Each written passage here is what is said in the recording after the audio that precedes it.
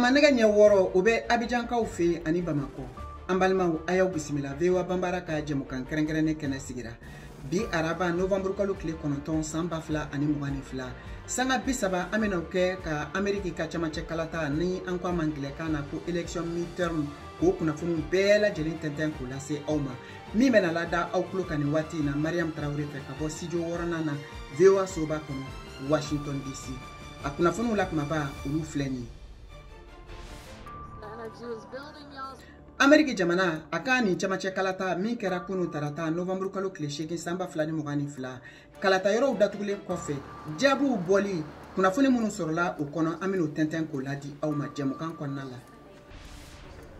alibi ambeto kalata jabu hugum kono fan fla bela jelen fe no e demokratu ka chebo ani republicain ka chebo u ka kalata law ye kalata chugo mina amino kuna fune tenten ko ladi au ma kafara o feneka anya wuli ka joke kalata yoro datugulen ko fe kata Georgie ani New York marala yenkaw ye kalata chugo mina ani kafara farafina gunkana dindo kan munu ye hakli jaga bo ke Ameriki jamana ka ni chamache kalata ngira ta chugo kan nunu bena ke akwa kuna funu la kuma badoyi kalase awma Mariam Traoré fe o kama ambe soro anga radio fiensra o bela jelen fe Bamako na laminina Abidjan ka o ban soro fien turukala bi kononton o fiensra fe ni watina Wagadugu fien turukala keme ani fla ani tumi nani ayaw bisimila awka kuna funu fle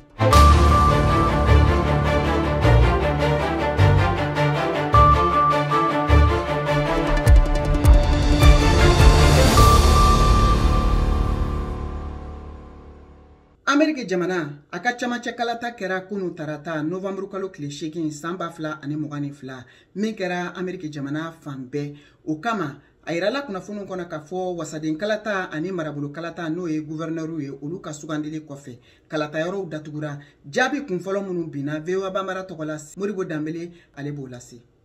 Republican ka sebaya besongana daele Donald Trump akasegi Ameriki jamana fama ya soba kono ni oye uka se jama ni aya damine ka kuma mun ni ama 70 ko namara be kan ake uka yere kofo barala ni ale bolla kosebe soro kuma uka Biden ni demokratu ko aklima siga kan kosebe ko bina siga wasa demblon tokele ni o chambre des représentants ni Sénat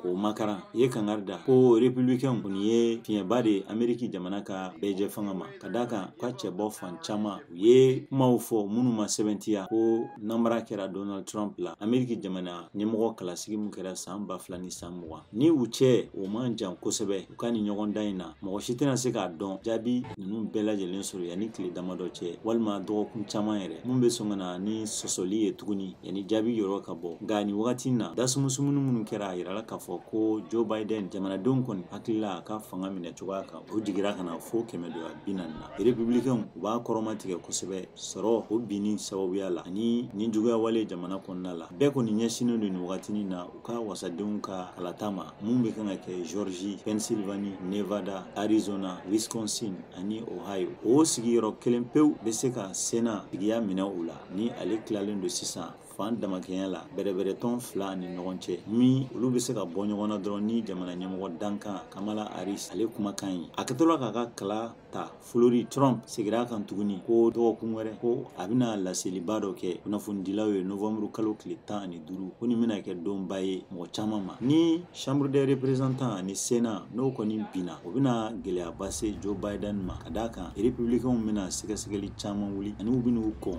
aka hakilla chamama warko boli fanfelala abisongona ni ningali chama ya ni gele ya chama ya politiki sirala kerenkrele la wakati yelema kele kola ni jamana nyemo kanga nyefolike uka la jerembe senani wakati na Egypt ndoko kuna Ukraine ni Republican chama fekote Ameriki jamana bukuma wari mugu susu kata ukanchuga muna fekotowe alni ayasro Donald Trump ka segesegeli wulin lo kanya shama ko atarani gundola sebendo ye dagayrola munu bora uka fanga sur la Maison Blanche ni ko alaje ko uka fanga d'Afrique ni ka mo suka bo samba flani samwa Donald Trump ye Ameriki jamana ka ni fanga chamanche kalata ke sababu ye ka bereton Republican o nyemoya o kolosinsi ni jabi mimena bo abina ira ni Biden ni alemina ke sam bisegi ni alemina ke Ameriki jamana nyemoya mun ka koroni be wakati bela na so abina fo ka be jamana nyemoya ta ko sarati flana ni sam afla ni wanna ni والمناص عادي سيمبوال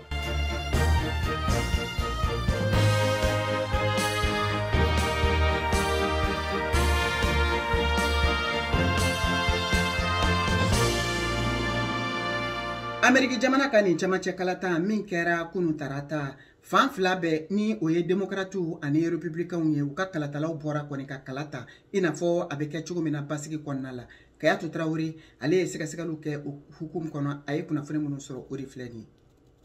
Ne tɔgɔ ye Umar Sall, je suis à Washington DC. Ne bɛ bɔ Medina Kura de, mais n bɛ à Washington yan na. N'i y'a ye ni élection in na a kuma ka ca mun y'o kɛ parce que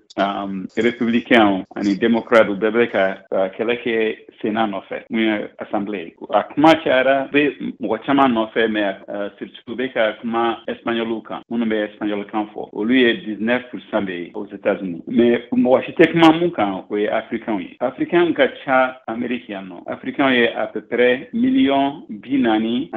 o de bɛ yan nɔ. Mais africains tɛ voter. O africains minnu filɛ nin ye o ye Amérique jamanaden farafinw yɛrɛ ani farafin minnu fɛnɛ bɔra Afrique kana a bɛɛ de farali ɲɔgɔn kan. O de jate bɛ 440,000 ni kɔ in na wa? Non, 440,000 o ye africains minnu bɔra Afrique kana yan nɔ u ye denw sɔrɔ ou bien u bɛ habiter yan nɔ. Olu de y'o ye. Ça fait 41 millions. Mais an ka problème ye mun ye comme d'habitude Afrique an tɛ voter kosɛbɛ yan fana an tɛ voter kosɛbɛ. Mais mun kan ka kɛ sisan nɔ il faut qu'an ka africains de mobiliser u ka voter parce que yan nɔ Amérique yan nɔ n'i tɛ voter i ka ko caman bɛ yen nɔ o tɛ se ka ɲɛnabɔ parce que yan nɔ u b'o de faamuya. Il faut que mɔgɔ minnu bi i ka intérêt kan il faut k'i ka voter olu de ye pour que u ka se k'i ka intérêt la avancer. O de y'a to espagnoliw yan nɔ u bɛ voter et ils votent beaucoup. Ni vote bɛ kɛ dɔrɔn u bɛ bɔ. O de y'a to u b'u ka kan lamɛn. U b'u ka n'u ka kungo bɛ yen nɔ a bɛ lamɛn u ka kungo bɛ taga yɔrɔ jan na et puis en général u b'u ɲɛnabɔ. I san joli filɛ nin ye yan nɔ? Ça fait à peu près 130. Mɔgɔ min ye san 30 kɛ jamana min na yɔrɔ i y'o jamana k'u bɛɛ faamuya ka ban.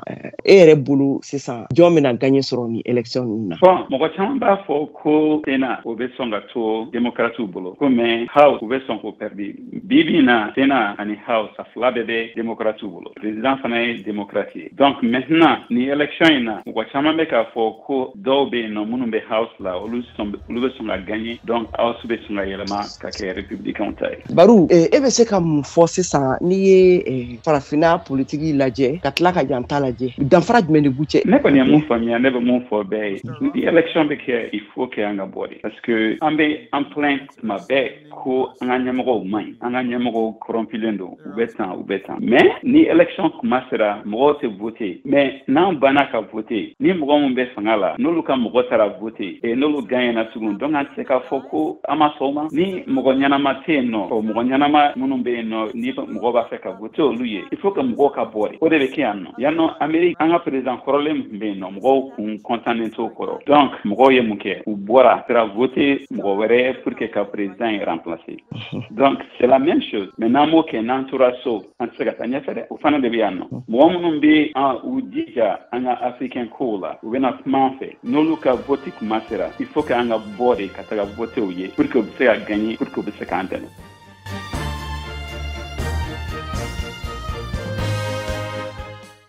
An bɛ taa Georgie ani New York kaw fɛ yen kabiri kalata yɔrɔw datugura min kɛra wasa ye u ka marabolo kɔnɔna la ka d'a kan a yirala k'a fɔ fan fila bɛɛ lajɛlen kɔni bɔra ka kalata basigi kɔnɔna la o kama Kayatu Traoré ale wulila ka se ni marabolo fila la n'o ye Georgie ani New York ye a ye maliden dɔw ɲininka o yɔrɔ la an k'olu ka hakilinaw lamɛn kalata yɛrɛ kan. Ne tɔgɔ ko Mamadou Philippe Louvali, je suis à Atlanta, ça fait bientôt 25 ans. Donc, en pleine élection, on a dit. Donc, vraiment, on t'a voté au Romina Mangama, il y avait, oui, marqué, non, c'est ça qui là, donc, on t'a voté, bon, voter, il y a des témoignages, non, ou du Souma Kassalendo, parce que, Dien Tarabolo, Jamana, Tarabolo, mon camp, en Amérique, il y a Dien, donc, au bas là, d'où il revenait, on reconnaît qu'elle est connue, on peut bien, il y a position d'eau, on t'a émouillé, quand on voté, quand on dit, on a qu'il n'a pas émouillé, sinon net votera yɔrɔ min na Makabu ma kɛ nɔ sama-samani ma k'a la bon vraiment a kɛra a ɲana donc an kɔni an bɛ kɛ jamana ka hɛrɛ bɛ mun na diɲɛ ka hɛrɛ bɛ mun na an ka t'o sira kan donc an ka dugawu bɛ bɛɛ lajɛlen ala ka bɛɛ hamina ko nɔgɔya. Jamana sigi vote tɛmɛnen ninnu na o jaabi bɛ bɔ tuma min na mankanni tun nana wuli républicains ni démocrates ni ɲɔgɔn cɛla la o kun kɔnɔna na o ko yɛrɛ dɔw taara kiiri bolosiraw fɛ mara ɲɛmɔgɔ olu dɔw ɲininkara jɛkulu dɔ sigira o sababu kɔnɔ u ye mara ɲɛmɔgɔ kun wele ka na ɲininkali ɲininen k'u la Trump n'ale ye jamanatigi kɔrɔ ye ale tun ye kaliki siɲɛ k'a fɔ ko a bɛ démocrates labin kosɛbɛ hakili la u sera u kɔrɔ wa ne bolo u ma s'u kɔrɔ ayi u y'a fɛn cogo bɛɛ la parce que comme n'i tɛ caman dɔn politique la an kɔni bɛ taa voter an hakilinata ye mun ye an b'o kɛ mais u y'a essayer ka mun kɛ vote tɛmɛnen na ka taa fɔ ko yurugu ni fɛnw kɛra fɛnw na o ɲɛ ma sɔrɔ nin sen mɔgɔ min kɔni mana gagne anw fɛ nin sen kɔni ni ala ka jɛ o tigi o n'a ka kan quoi parce que u ye lagala bɛɛ la ta mɔgɔw kama pour que a ɲɔgɔnna kana kɛ ou bien ala mɔgɔw kana fɔ ko nin kɛra donc a kɛra jɛya kan donc ne bɛ se ka mun fɔ o y'o ye quoi.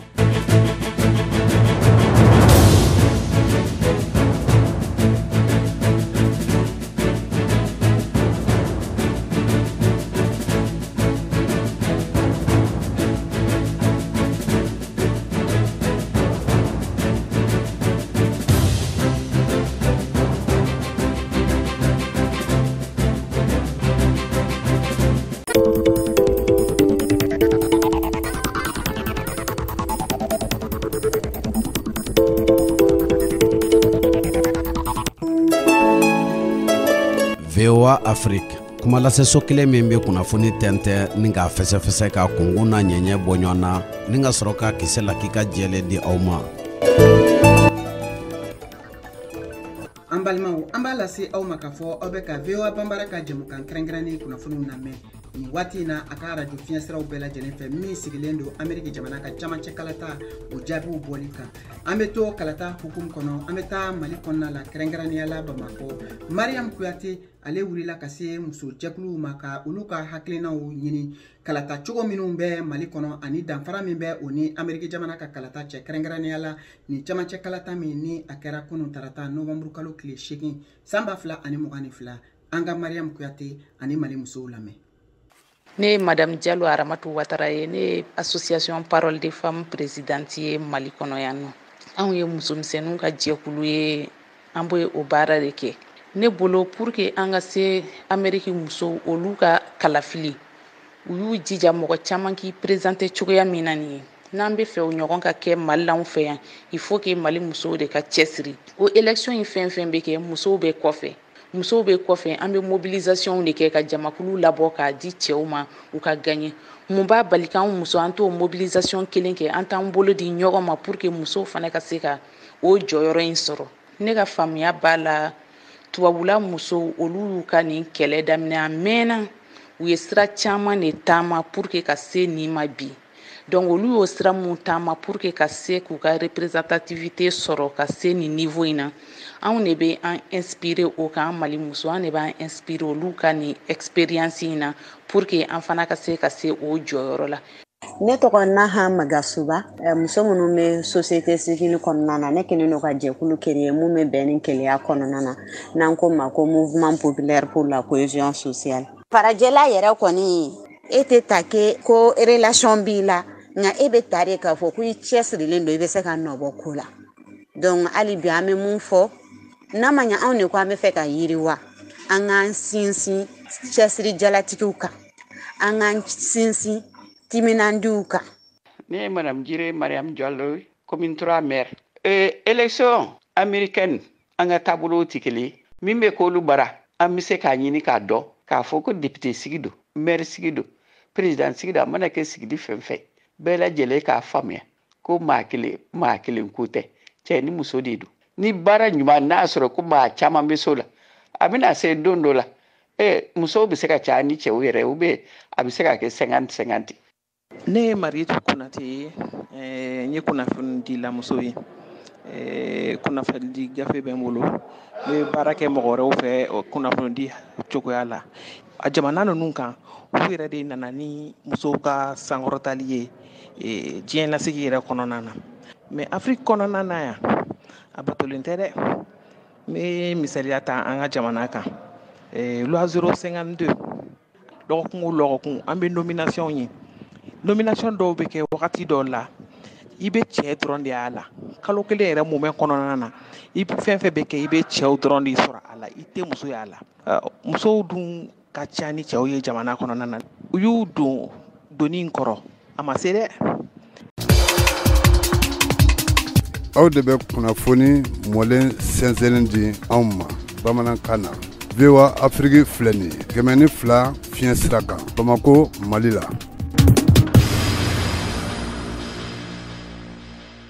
An balimaw an ka foli b'aw ye hali bi Mali kɔnɔ ani Mali kɔ kan k'a lase aw ma k'a fɔ aw bɛ ka VOA Banbara ka jɛmukan kɛrɛnkɛrɛnnen lamɛn min sigilen don Ameriki jamana ka camancɛ kalata kan ni o kɛra kalata ye wasabulon o kɔnɔna la walasa ka se ka wasadenw sugandi ani ka fara marabolo ɲɛmɔgɔw kan ni an ko ma ko gouverneur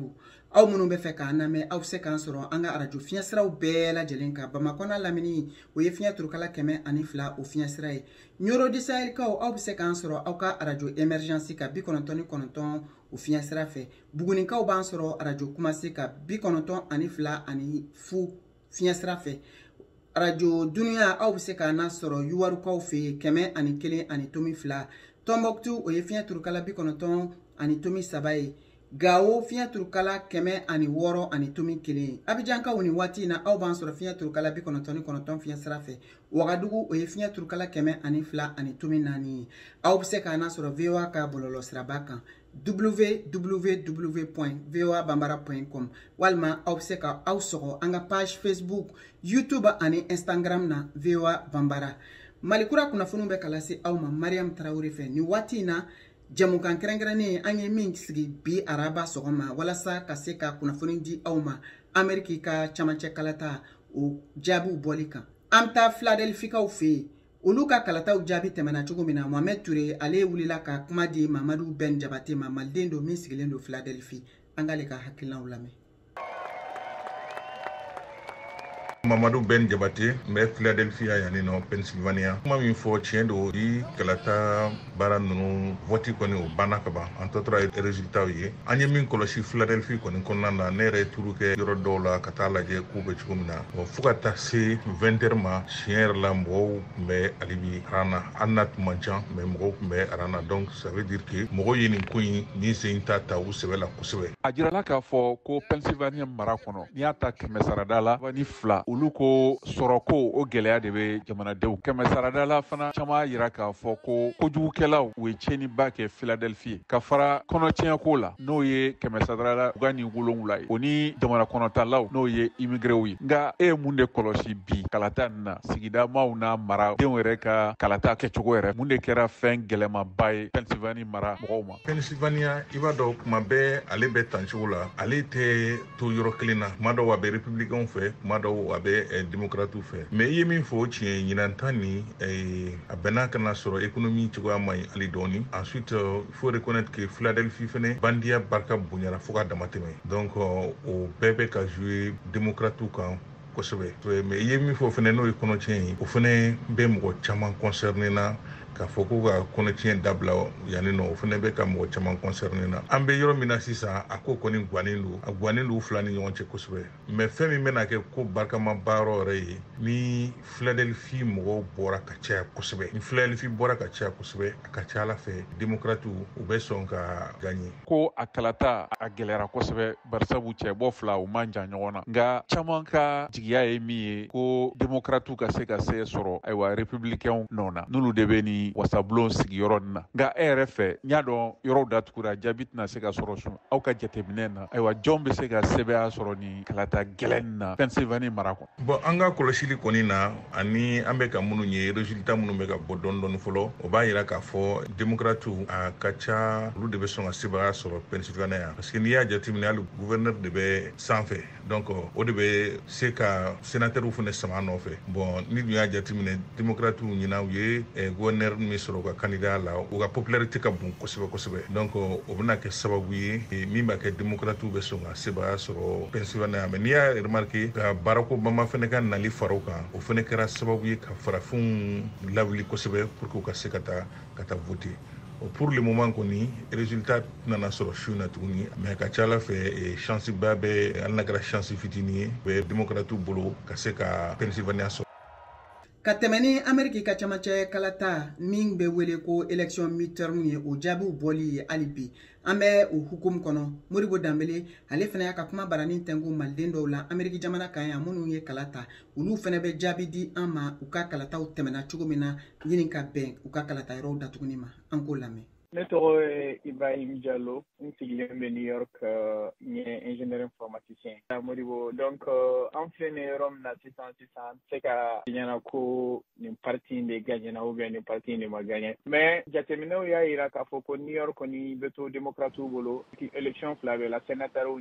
le représentant de chambre ani Pennsylvanie jateminɛw bɛ ka yira k'a fɔ ko u bɛ sɔn ka taa républicain bolo vers le sud o yɔrɔ in na élection serrelen do kuma ko Floride apparemment républicain de bɛ sɔn ka gagner o yɔrɔ in na élection i b'a dɔn yan nɔ u ye système dɔ kɛ de telle sorte que mɔgɔw bɛ se ka voter sanni élection don cɛ donc o décomptage bɛ sɔn ka taa dɔɔni ta ni bɛrɛbɛrɛ tɔn fila la fɛn fɛn mana na ɲɛmɔgɔya ou bien sebaya sɔrɔ a bɛna yɛlɛma jumɛn don Joe Biden ale ka san fila tɔ laban cogo la ni démocrates y'a sɔrɔ a ka ɲi Joe Biden ma kosɛbɛ a b'a ka fanga sinsin mais par contre ni républicain y'a sɔrɔ a bɛ sɔn ka sɛgɛn dɔɔni mais fanga dɔw bɛ k'a bolo min bɛ to a bɛ se k'o utiliser à tout moment républicain fana hali n'u y'a sɔrɔ u tɛna se ka majorité absolue kɔni sɔrɔ donc olu fana bɛ se ka changement minnu kɛ u tɛna se k'a kɛ sans que u ni démocrates ka bɛn a la mais mɔgɔ minnu duniya kɔnɔ jamana wɛrɛ la i n'a fɔ farafinna bɛ se ka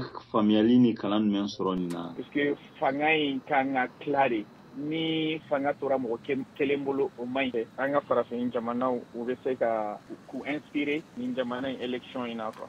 an b'a ye yan fɛnɛ gouverneurs fɛnɛ olu ka sigili o kalata in fɛnɛ bɛ ani an b'a ye Amérique kɔnɔ yan ni ɲɛmɔgɔba dɔ sugu dɔw bɛ n'olu bɛna sigi ka sigili a bɛ yamaruya ni Sénat ka yamaruya ka nin ko sugu ani ka kala ta gouverneurs sigili la a nafa bɛ se ka kɛ mun de ye foroba fanga sinsinni la i n'a fɔ ni président fɛ ka mɔgɔ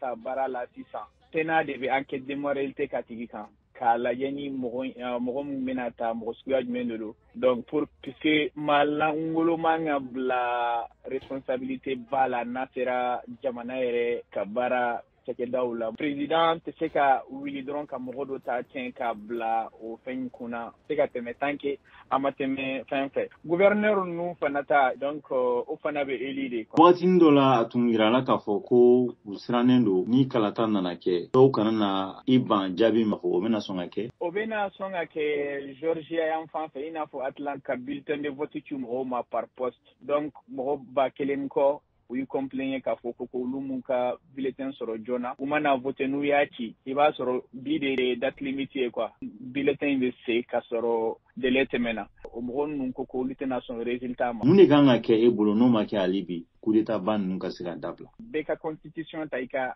jamana réalité kan an ka constitution a bɛ i n'a fɔ u ye copier coller de kɛ hali ni président mana kɛ cogo o cogo fanga mana d'a ma cogo o cogo a da tɛ se ka maga o yɔrɔ ninnu na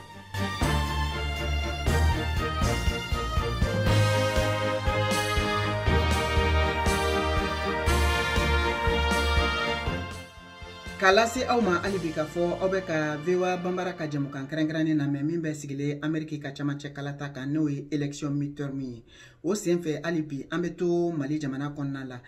a yirala k'a fɔ Mohamed Danyogo ale ye wulikajɔ kɛ ka kuma di Dr Abdul Sugoba ma ale ye politiki jateminalikɛla ye ka bɔ Mali jamana kɔnɔ a fana ye hakilijagabɔkanw di min bɛ tali kɛ Amérique jamana kan ni camancɛ kalata in kan an k'o lamɛn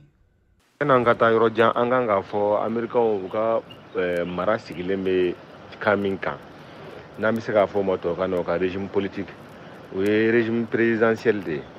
o régime kɔnɔna la fangaw dalakɛɲɛlen de don n'an bɛ se k'a fɔ pouvoir exécutif pouvoir judiciaire ani pouvoir législatif pouvoir législatif n'o de ye wasabulon ye o maaw de bɛ nalen sigi u ka sariya tigilamɔgɔw n'an ko ma ko justice fanga min b'u la o kɛlen don k'a kɛ cogoya la min b'a to a bɛ se ka don o don marali bɛ minnu bolo n'an ko exécutif a bɛ se k'o lakɔlɔsi dansago kana y'a la. Dr Sugudugu e yɛrɛ hakilina t'a la ni fanga camancɛ kalafili min filɛ nin ye a bɛ se ka dadiya joona démocrates ni républicains ni ɲɔgɔn cɛ. Bon min ye chance bɛ jɔn de bolo est-ce que démocrates walima républicains jɔn de bɛ sɔn ka fasebaya sɔrɔ ni élection in na o kɔni o ye bisigali le ye an bɛ se k'a fɔ ayiwa ni ne yɛrɛ kɔni ni ka ta ye min y'a la ni démocrates ye sebaya sɔrɔ o tɛ balinda kosɛbɛ. An y'a ye k'a fɔ l'Amérique jamana kan fɛn min ye sariya ye a n'a bolisiraw olu batolen don kosɛbɛ. Yala Mali bɛ se ka mun de ta l'Amérique jamana fɛ n'a b'an fana dɛmɛ an ka démocratie o sinsinni na kosɛbɛ? Mali bɛ se ka misaliya t'u kan kosɛbɛ parce que an bɛ yɔrɔ min na bi kiriko ye maliyɛn bɛɛ jɔrɔna ko ye maliyɛn tɛ fɛ maliyɛn ka fisa ni maliyɛn bɛɛ ka kɛ kelen kiri yɔrɔ. O tɛ ɲɛ fo fanga ka di kiri tigilamɔgɔw ma fanga min b'a to u tɛ kɛ marabagaw bolo kɔnɔ fɛn ye. Donc k'u ka fanga damakɛɲɛ ni fangantɔw ye. Wasabulon mɔgɔw lakɔlɔsili u kan ka kɛ mɔgɔ minnu bɛ se ka fanga lakɔlɔsi n'an ko ma gouvernement. Misalala américain fɛ yen ni président bɛ ambassadeur nommé n'a bɛ directeur ba ninnu nommé a bɛ taa ni a kuma ye fɔlɔ wasabulon na fo olu de ka jɛ n'a ye pour que président ka se k'o mɔgɔ suganti. An fɛ yan nɔ o t'an fɛ yan nɔ président bɛ se ka a yɛrɛ ɲɛnamɔgɔ suganti k'a kɛ ambassadeur k'a kɛ consul ye poste ba ninnu na i n'a fɔ an ka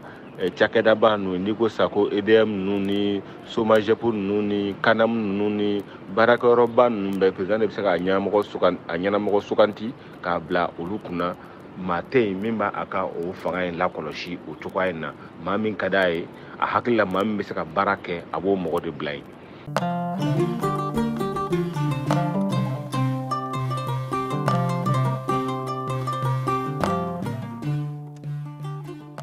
An taa wagadugukaw fɛ walasa an ka se ka faamuyali fɛnɛ sɔrɔ olu ye danfara min dɔn Amérique jamana kan ni camancɛ kalata in kɔnɔna la. Bakasi Kura y'a ka kuma barani Tenko Shaka Kulibali la ka bɔ Wagadugu. Ale fɛnɛ ye politique jateminɛlikɛla ye. An k'ale fɛnɛ ka hakilinaw lamɛn Amérique ka camancɛ kalata in kan.